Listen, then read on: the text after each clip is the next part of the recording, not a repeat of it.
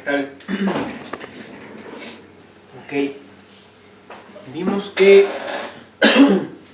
toda función armónica tenía la propiedad del promedio. Ahora queremos ver, en el regreso, que toda función con la propiedad del promedio es armónica. Se imaginarán que la prueba no es tan fácil, ¿no?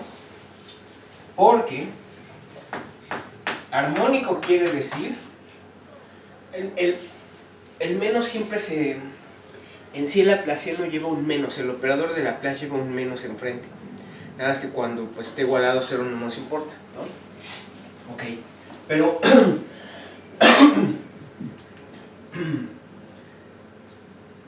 Imagínense que yo quiero probar que yo tengo esto, uno entre la medida de Lebesgue de la bola de radio R con centro en X, ¿no? Nada más que la escribimos explícitamente, pero la propiedad del promedio a fin de cuentas es esta, ¿no? Equivalente a sobreesferas también. Tenemos esto y queremos probar esto. La propiedad del promedio no requiere más que continuidad. Y fíjense, lo que quiero probar es que de aquí quiero probar que la función tiene segundas derivadas continuas. Entonces dices, ah caray, esta propiedad debe ser muy fuerte, porque esto debe implicar C2.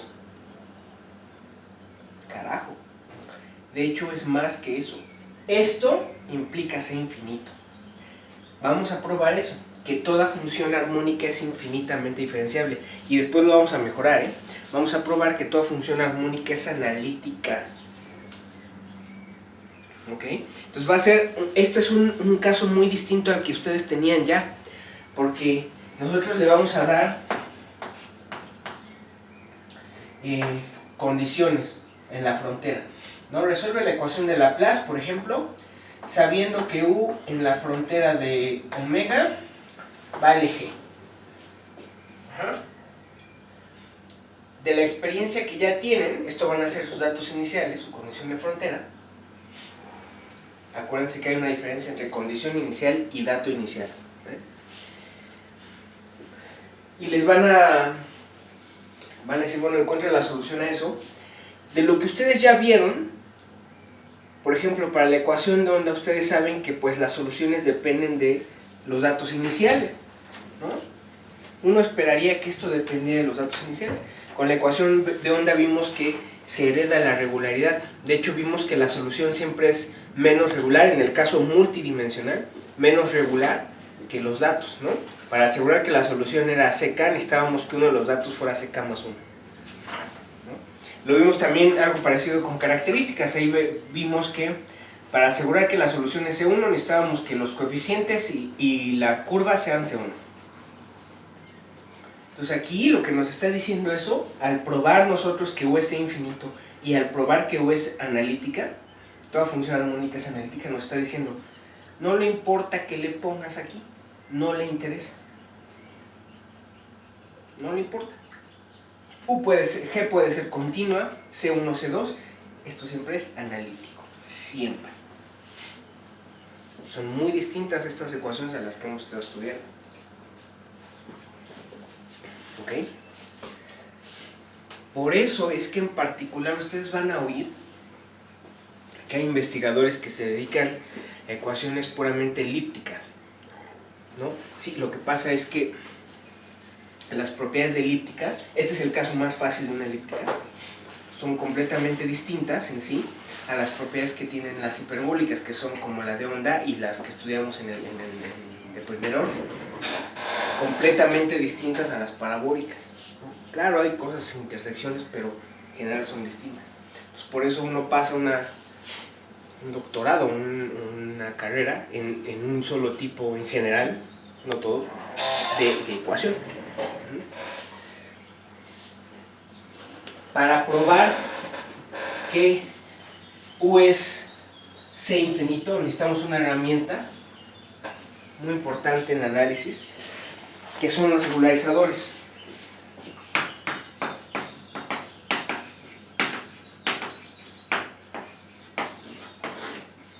Definición 3.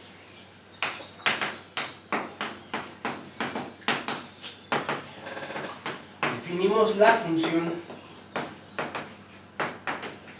eta, que es una función C0 infinito en Rn.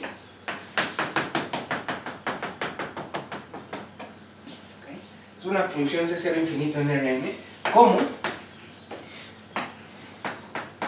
eta de x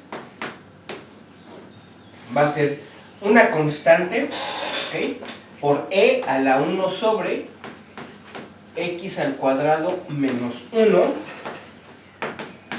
si la norma de x es menor a 1, y 0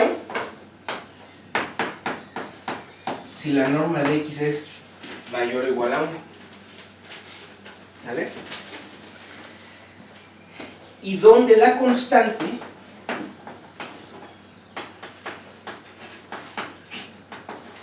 c es mayor a 0 y se escoge de tal manera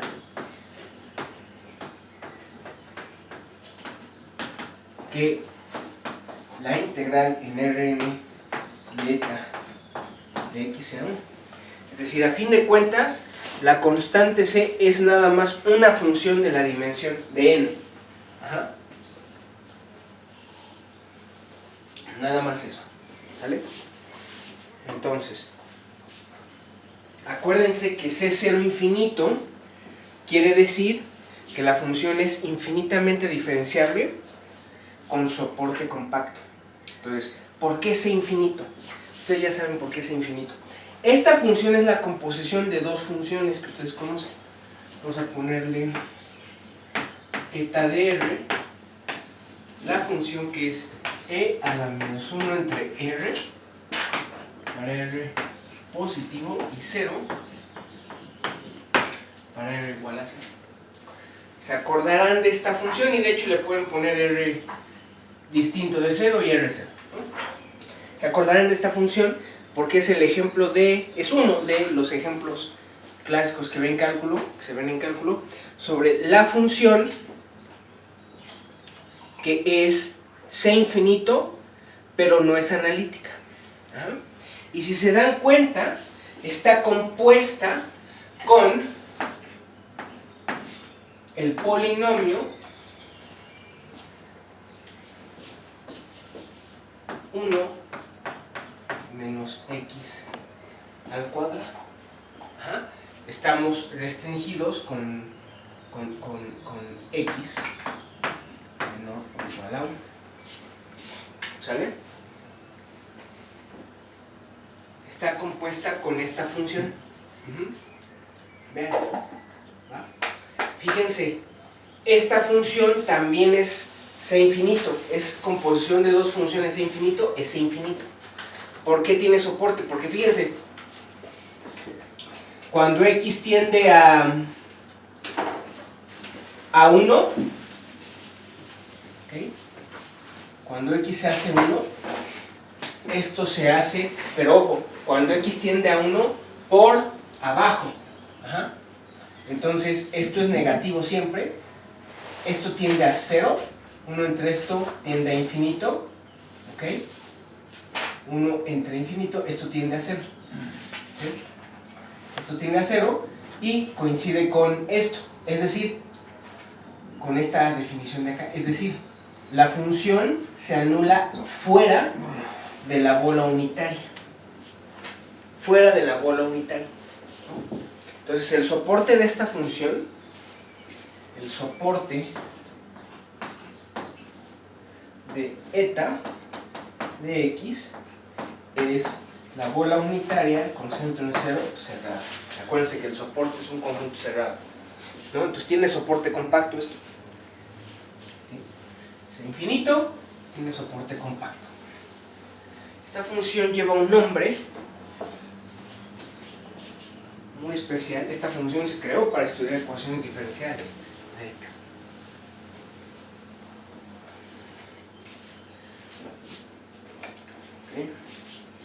Entonces, ahorita les digo quién es.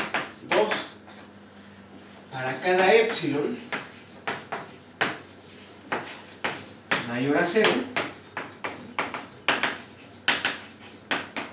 definimos eta epsilon de x como 1 entre epsilon a la n de eta de x entre epsilon, ¿sí?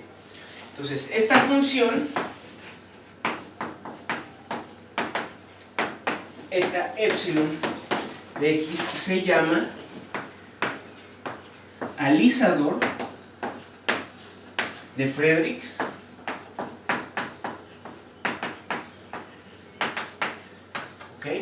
alisador de Friedrichs o regularizador estándar.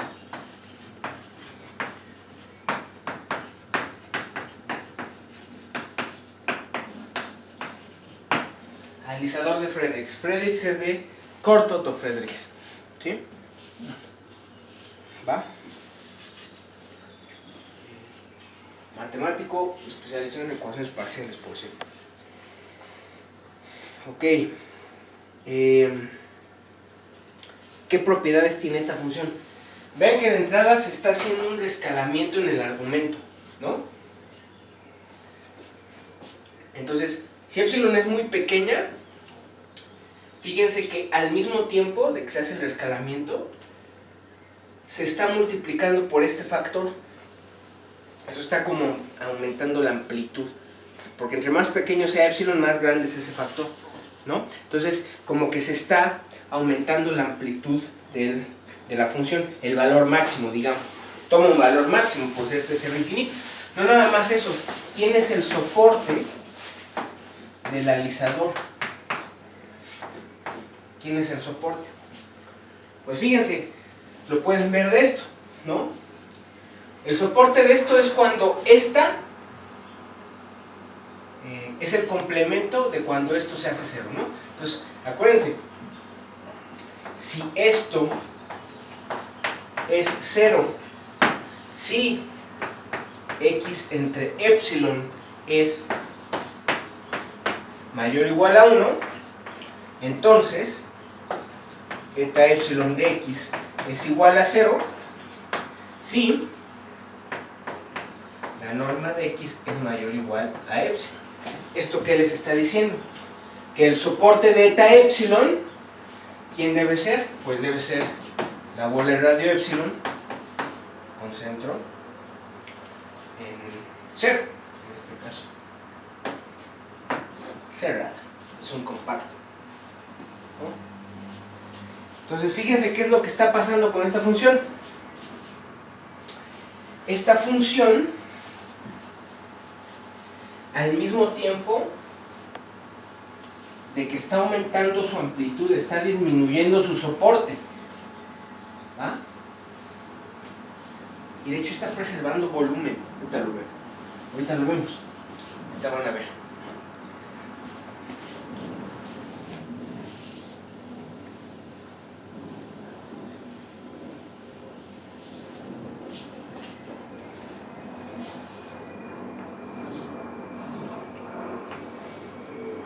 Entonces, si aquí está la bola unitaria,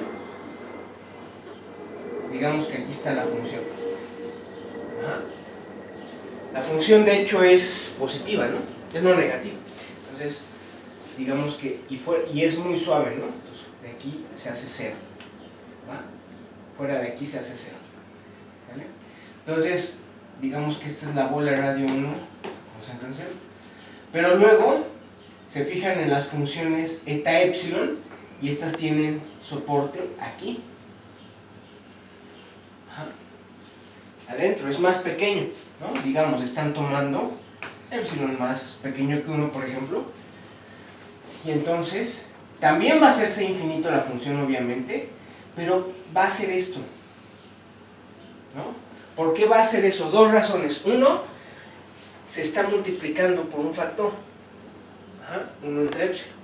Este factor, si la epsilon es menor a 1, pues ya esto es mayor que 1, lo hace más grande, su máximo valor de esta. Y la otra es que preserva volumen abajo del de la gráfica de la curva. Es decir, se preserva la integral para cualquier epsilon. Ahorita hago la cuenta, ¿no? Pero a lo que voy es que disminuye el soporte y aumenta la amplitud de tal manera que se preserve el volumen de aquí adentro. Este volumen, señores, va a ser el mismo que este. ¿Sí? Entonces vamos a ver. ¿Sí? Fíjense, la integral en Rn delta epsilon de x en sí pues es la integral sobre la bola de radio epsilon con centro en 0 de c 1 entre epsilon a la n de e al epsilon al cuadrado sobre x al cuadrado menos epsilon cuadrada respecto de x, ¿no? Entonces esto es igual a c entre epsilon a la n por la integral sobre la bola de radio epsilon con centro en 0 de e a la epsilon al cuadrado sobre x al cuadrado menos epsilon cuadrado respecto de x. Nada más saqué las constantes. Ajá. Entonces vamos a hacer un cambio de variable. Si hacemos x igual a epsilon y, ¿qué está haciendo este cambio de variable? Me está mandando la bola de radio epsilon, ya hemos hecho este cambio de variable 1000 veces, me la está mandando esta en la bola unitaria. ¿Quién es el jacobiano de este mapeo? Es epsilon a la n. Ya sabemos por qué. Entonces, eso quiere decir que esto es la integral de Rn delta epsilon de x es a fin de cuentas c sobre epsilon a la n por la integral sobre la bola unitaria con centro en 0 de e a la 1 sobre y cuadrado menos 1 por el jacobiano que es epsilon a la n de y. Se me van estas epsilons a la n y me queda la integral sobre la bola unitaria con centro en 0 y, si se dan cuenta, de eta de y. Ahora, pero nosotros escogimos la constante de tal manera que esto sea unitario y esto es para toda epsilon. Entonces esto prueba lo que les decía, ¿no? ¿Okay? Sí, disminuye el soporte, pero aumenta la amplitud de tal manera que se preserva el volumen bajo la curva, bajo la superficie. ¿Sí? Eso es lo que les está diciendo, que esto, en parciales 2 estudio estos fenómenos, se entiende en teoría de distribuciones. Lo que le está diciendo es que esto es una sucesión de tipo delta de Dirac. Esto converge a la delta de Dirac, pero en otra topología, se llama topología débil estrella. ¿Okay? Pero eso es otro tema para el siguiente curso. ¿Va? Entonces, con esto vamos a hacer la siguiente definición.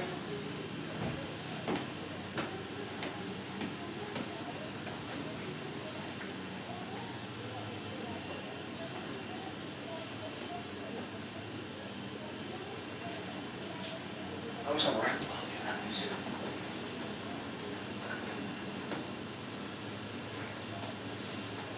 todo.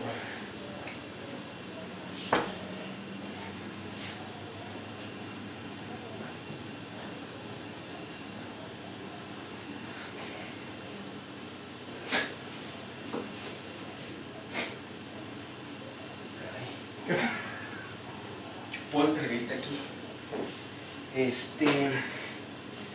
Vamos a hacer la siguiente definición. Definición 4.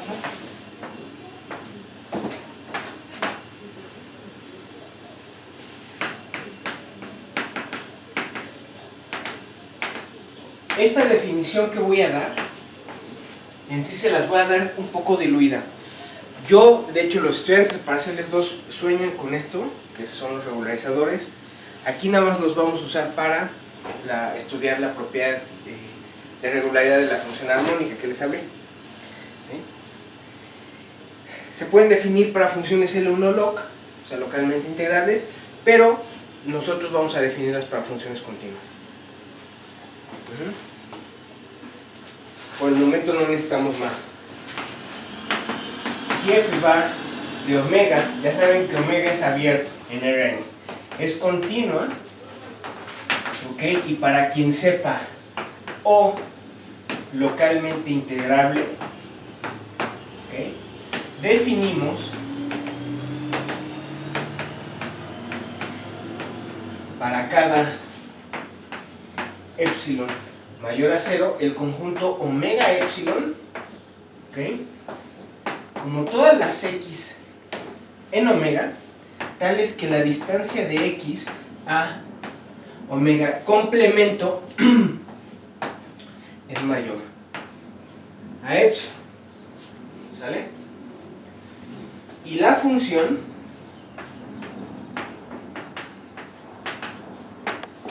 f epsilon de omega epsilon a r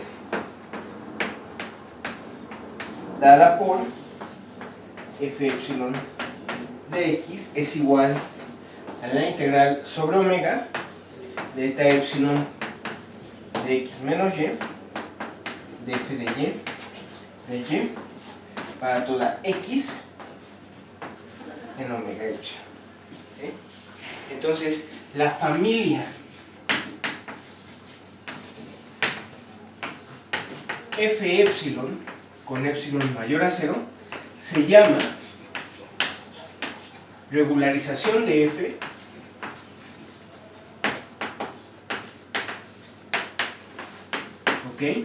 o familia regularizadora de f.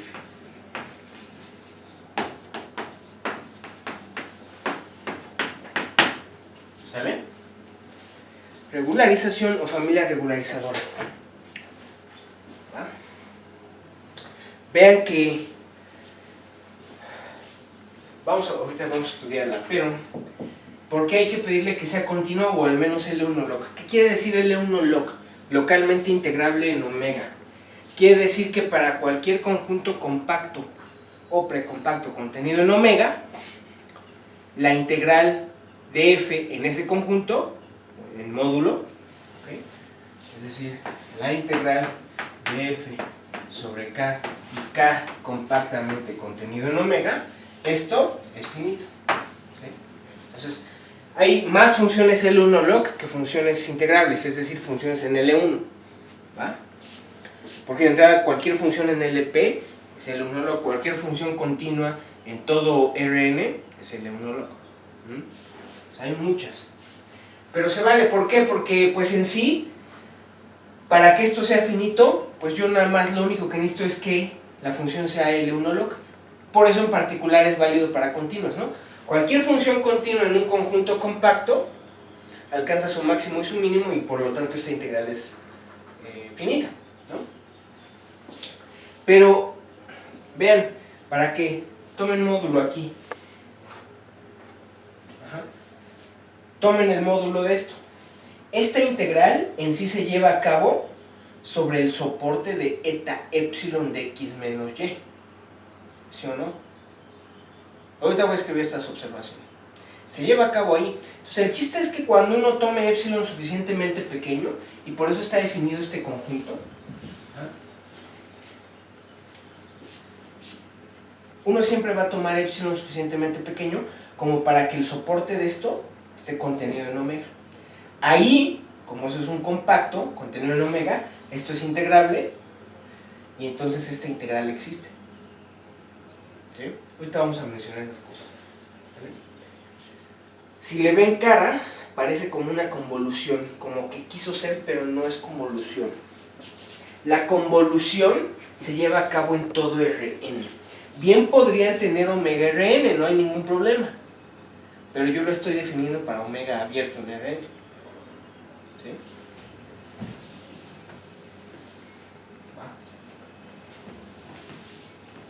Entonces vamos a hacer varias observaciones.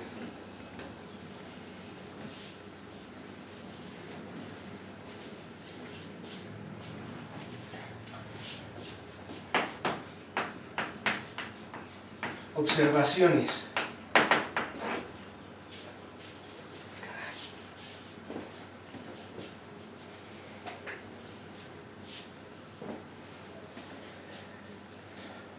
primero. Para cada epsilon mayor a 0, el conjunto omega epsilon es abierto. ¿Por qué? Pues esta función que es la distancia de un punto a un conjunto es una función continua, ¿eh? De hecho es Lipschitz. Omega epsilon es abierto, pues la función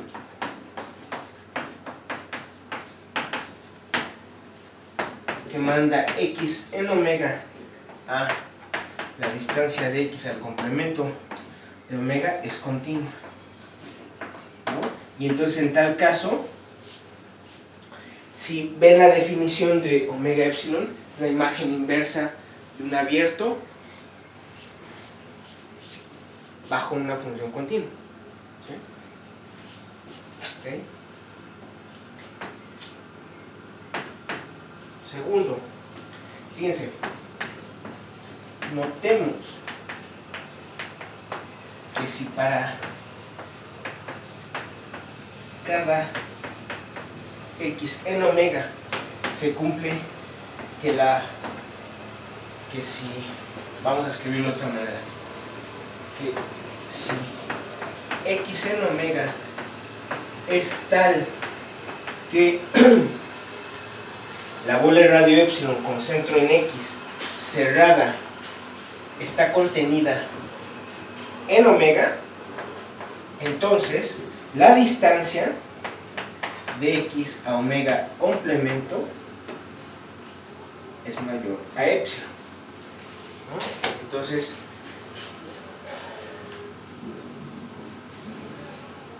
me refiero a esto, ¿no?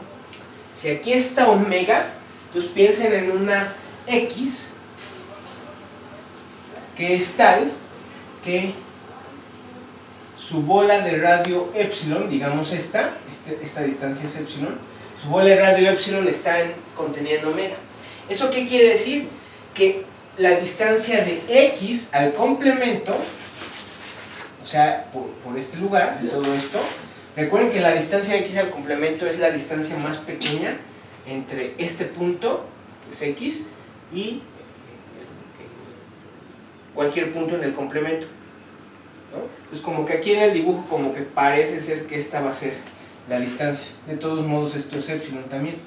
Entonces, si esta va a ser la distancia al complemento, ¿okay? Se va a dar aquí, pues fíjense que esta distancia siempre es mayor que epsilon. ¿Sí o no? ¿Okay? ¿Va? Luego, por otro lado, si tienen un x tal que la distancia de x al complemento, otra vez por aquí, es mayor a epsilon, ¿okay? Si esta distancia es, ¿qué le pongo? Epsilon 0 y epsilon 0 es mayor a epsilon, ¿eso qué quiere decir? Que la bola centrada en x con radio epsilon está contenida en omega. Eso me está diciendo que por lo tanto, de hecho, cerrada. Por lo tanto, omega epsilon es el conjunto de todas las x en omega, tal que la bola de radio epsilon con centro en x cerrada está contenida en omega. ¿Sí? Entonces, en ese caso, si omega es Rn, entonces omega epsilon es Rn también, ¿no? Es el mismo conjunto.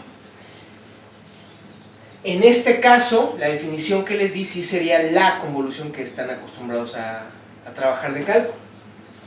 Pero en general no lo es. Muchos libros no la definen, no definen este omega epsilon. Los que yo sigo sí, Evans, que lo deben de estar revisando, ese sí lo define así. Es mejor. Ajá, lo van a ver cuando lo apliquen las funciones armónicas. Pero es mejor porque es el lugar donde está definida la función. ¿Sí? Entonces,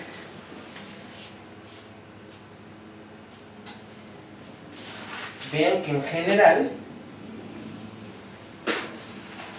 si este es omega, ¿quién es omega epsilon?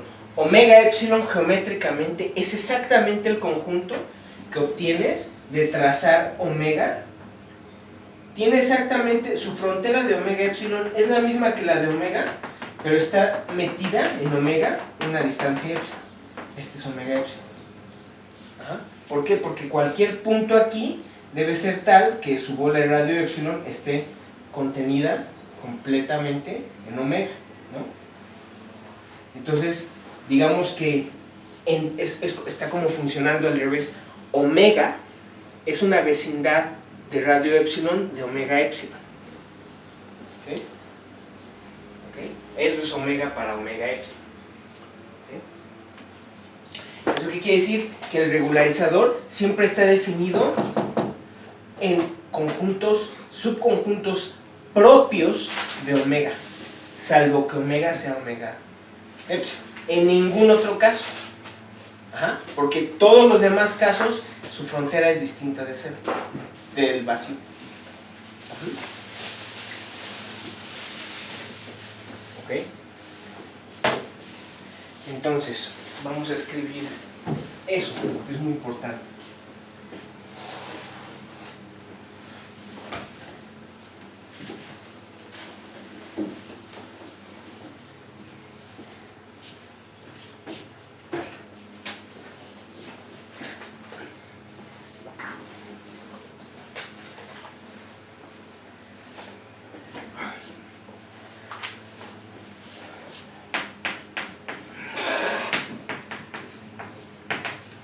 La función f epsilon de x está bien definida sobre omega epsilon, ¿ok? Pues como eta epsilon de x menos y tiene soporte en la bola de radio epsilon con centro en x cerrada, pues entonces, fíjense, como omega epsilon, están de acuerdo con esto, ¿no? El soporte de eta epsilon en x menos y, en este caso, ¿quién es? Es la bola de radio epsilon con centro en x. ¿Por qué? Porque otra vez, x menos y sobre epsilon, esto es 0 si esto es mayor o igual a 1. Entonces, esto es 0 cuando x menos y es mayor o igual a epsilon. Por lo tanto, el soporte está contenido, es de hecho exactamente la bola de radio epsilon con centro en x. La x está fija en la definición, lo que está variando es la y.